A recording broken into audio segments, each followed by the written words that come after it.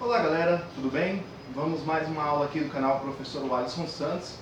Hoje eu quero falar com vocês aqui sobre a biografia e o contexto histórico e social dos grandes pensadores econômicos. Ou seja, vamos estrear aqui no canal, tá? A biografia dos maiores economistas que nós tivemos na história. Vamos começar com nada mais, nada menos que Adam Smith. Adam Smith viveu no século XVIII e pode ser considerado, ou na verdade é considerado por muitos, o pai da economia e aquele que iniciou a economia como uma ciência. Vamos estudar um pouquinho aqui de Adam Smith? Vamos lá. Ele nasceu em 1723, na Escócia, onde passou praticamente toda a sua vida, com apenas algumas viagens para outros locais. Ele estudou em Glasgow e em Oxford, publicou em 1759 o livro Teoria dos Sentimentos Morais. Nesse livro, ele vai explicar que o homem é individualista por natureza. E esse individualismo leva o ser humano a querer se aperfeiçoar para produzir mais e com isso ter melhores salários. Então, na lógica dele, o individualismo leva o ser humano a se aperfeiçoar. Então, o individualismo é importante para a sociedade, porque todos os indivíduos vão tentar ficar o máximo possível produtivos, ou seja, serem profissionais com maiores resultados. A segunda obra que ele publicou foi A Riqueza das Nações, em 1776, que é considerado por muitos o início da economia como ciência. Esse fato não é unanimidade entre os economistas, porque alguns consideram o mercantilismo e os fisiocratas como escola. Todavia, muitos consideram que, na verdade, a primeira escola foi a escola clássica, e o livro Riqueza das Nações de Adam Smith foi o início da economia como ciência. No livro A Riqueza das Nações, Adam Smith, que está vivendo ali na Escócia, que faz divisa com a Inglaterra, ele vai explicar que a especialização do trabalho é o que aumenta a riqueza de uma empresa e de um país. Por quê? Vamos lá. Imagina o seguinte, uma fábrica que você tem lá 10 trabalhadores, todos eles produzem alfinete. Cada trabalhador então produz 20 alfinetes. Logo, a fábrica produz por dia 200 alfinetes. Agora imagina o seguinte, que é o que Adam Smith fala no livro dele Riqueza das Nações. Imagina agora que um vai se especializar em cortar o fio, o arame, melhor o arame, que vai fazer o alfinete. O outro vai colocar a ponta de cima, o outro vai afiar, o outro vai colocar numa caixinha. Ou seja, vão ser divididas as tarefas e cada membro da indústria vai ficar com uma pequena tarefa. Essa divisão do trabalho que Adam Smith buscou entender, ele disse o seguinte: se cada um produzindo tudo produzia 20 alfinetes, agora quando eles produzem cada um com uma pequena função, a fábrica passou de 200 alfinetes por dia para 300. Olha, são 10 funcionários, então quer dizer que a produtividade média subiu de 20 para 30. Isso mesmo, de 20 para 30.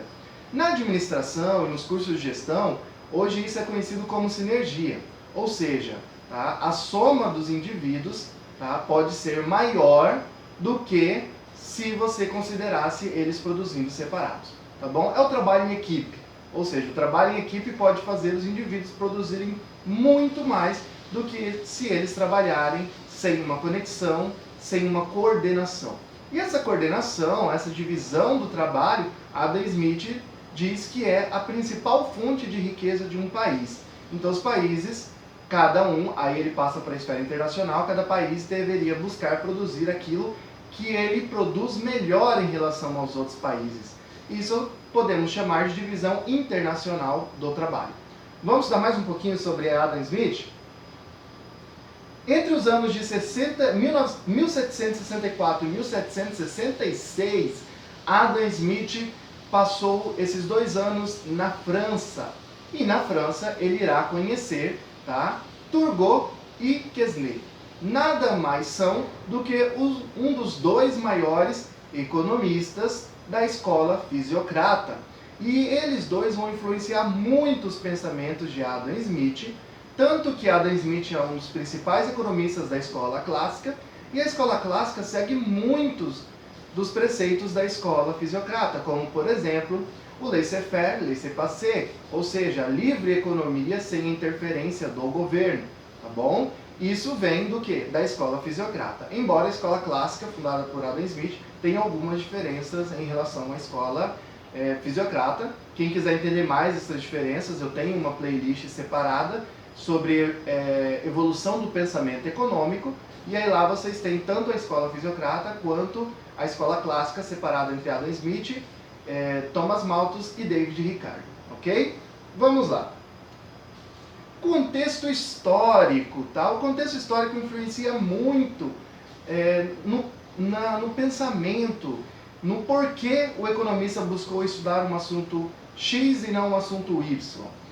Vocês podem olhar aqui, que eu vou deixar aqui do ladinho para vocês estarem olhando. A Escócia faz divisa com a Inglaterra. A Escócia, então, passou junto com a Inglaterra o que nós chamamos de Primeira Revolução Industrial. A Primeira Revolução Industrial foi a divisão do trabalho, que antes você tinha que pensar que quem produzia era o artesão. E o artesão, ele dominava todas as etapas de produção. Com a Revolução Industrial vai acontecer exatamente o que Adam Smith disse que era essencial, que era a divisão do trabalho dentro de uma fábrica. Ou seja, numa fábrica cada um tem uma pequena função para produzir o sapato. Enquanto o artesão na Idade Média, ele produzia o sapato, ele dominava todas as etapas de produção. Ok? A Escócia então vai passar pela Primeira Revolução Industrial. E a Escócia e a Inglaterra são as pioneiras, então são os primeiros países a aumentar a sua produtividade, passaram a produzir muito mais do que a capacidade do mercado interno da Inglaterra e da Escócia de consumirem esses produtos.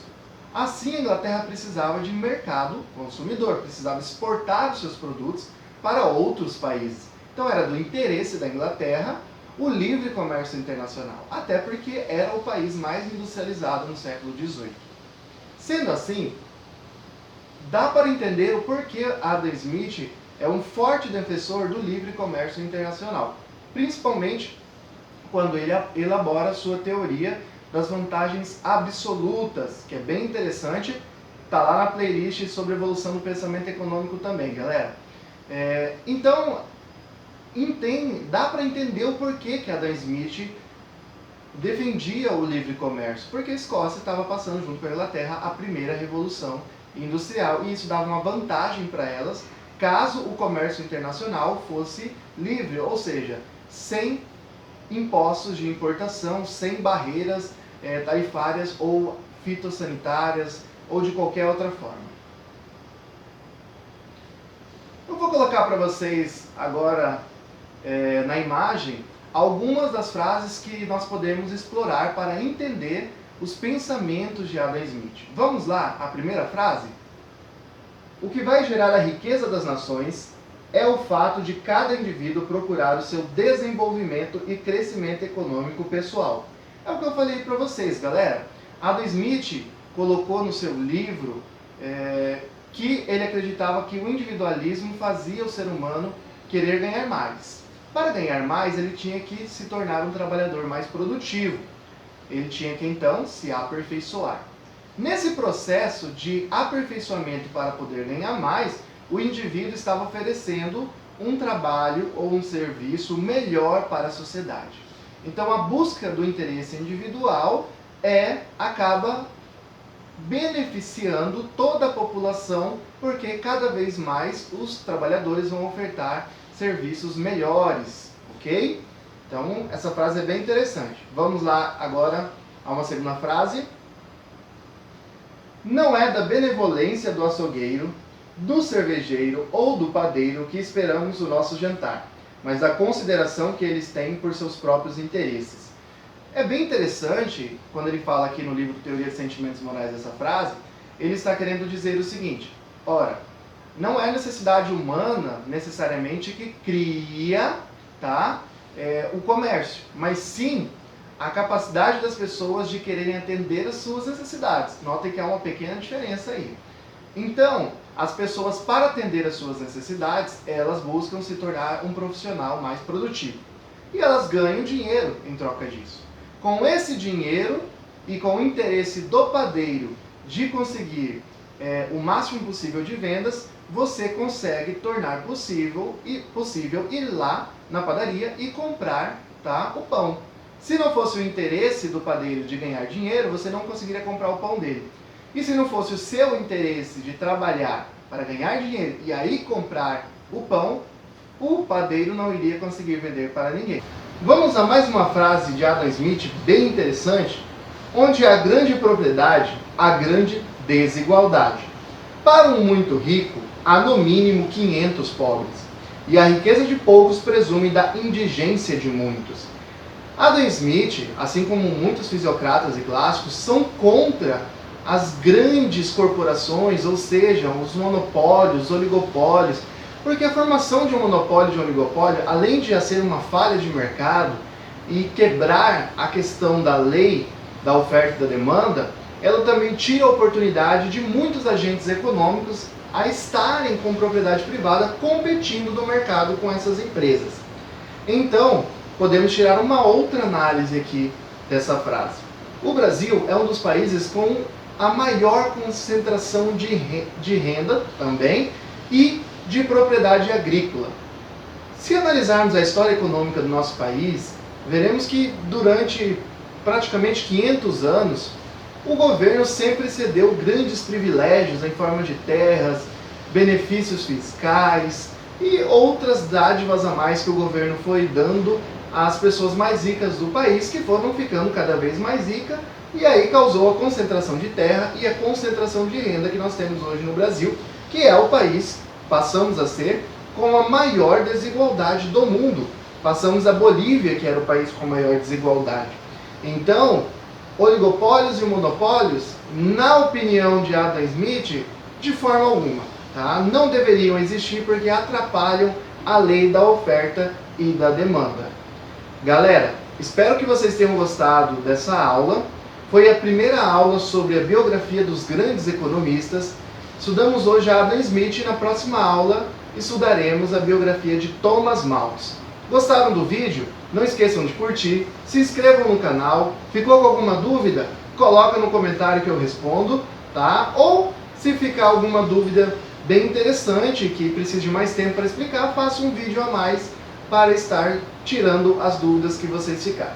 Espero ter ajudado a vocês buscarem conhecimento, a estarem fazendo uma prova ou buscando economia para um concurso público. Vamos continuar com as aulas. Espero ter contribuído com vocês. Galera, espero vocês na próxima aula mesmo, hein? Valeu! Tchau, tchau!